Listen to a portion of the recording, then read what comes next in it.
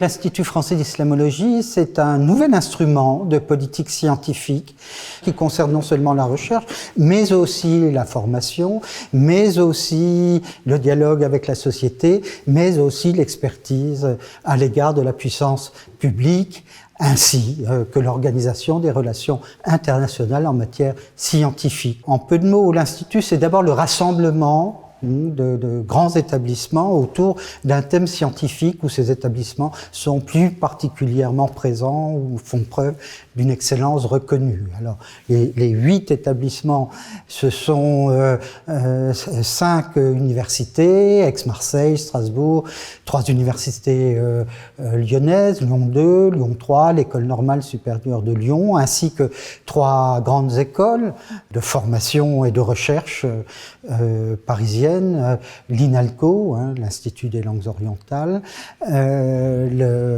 l'École des hautes études en sciences sociales, le HESS, ainsi que l'École pratique des hautes études, le PHE. Vous vous rappelez le discours du président de la République, Emmanuel Macron, au Muro, un discours de, je vais utiliser un terme qui prête à débat, mais qui me semble important, qui est un discours de civilisation, qui implique le fait qu'il n'y a pas d'intelligence de soi-même sans un rapport au savoir. Voilà. Et c'est exactement ce que nous essayons de défendre, de promouvoir, d'illustrer. Il y a une génération, on parlait, pour qualifier la communauté européenne, on parlait de knowledge society, de société de la connaissance. Bon.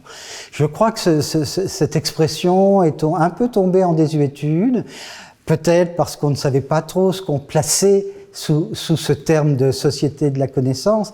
Il reste, alors ça c'est une réalité, mais les fonctionnements sociaux sont de plus en plus complexes et cette complexité passe par des savoirs, et pas seulement par des savoirs techniques ou mathématiques, mais aussi par des savoirs plus profonds, à travers lesquels les êtres humains essayent de tracer leur propre chemin.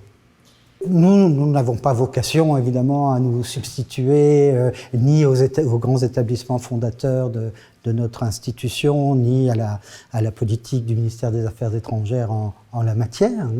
Mais nous souhaitons simplement que cet institut entretienne un dialogue permanent avec nos partenaires internationaux autour de ces questions que nous venons d'évoquer, les questions du rapport des savoirs à l'intelligence des êtres humains dans leur rapport au monde.